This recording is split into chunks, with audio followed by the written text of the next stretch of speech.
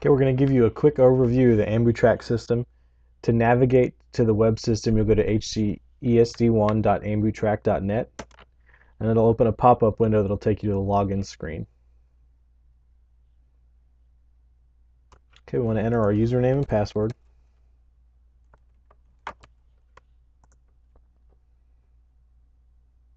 And then we're going to select the shop that we're on, not the actual medic number.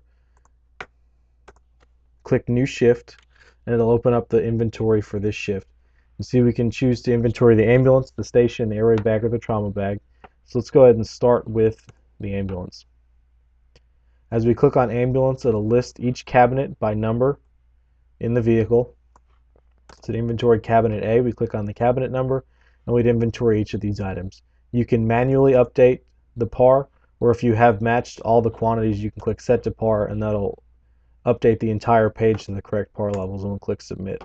Once we have a full par, the cabinet will be colored green, which means that it's been checked complete. These red cabinets here mean that we haven't initiated the check yet. We'll go into cabinet B. If we've checked off everything, we'll click set to par, but let's say we're missing a 2.5 centimeters of water CPAP valve. We've decreased that quantity, we click submit, and when we come back to our screen, we'll see that cabinet B is now yellow, which means that the inventory has not been completed or there's something missing from that compartment. Back in the inventory, we can inventory the station the same way, and also the airway and trauma bags. Under inspections, you'll find the checkoff for your monitor, and later on you'll also find the checkoff sheet for the truck.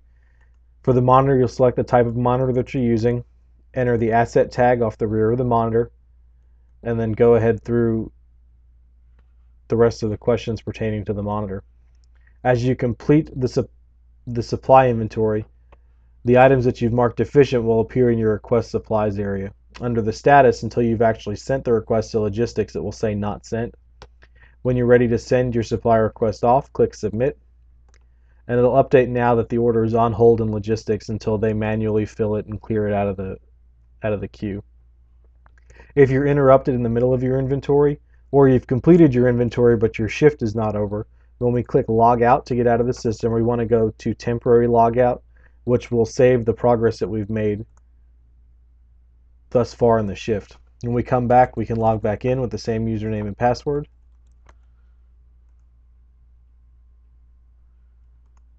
And now when we select our truck, we'll notice that it says that we can either continue the previous shift or create a new shift. So here we want to click continue shift.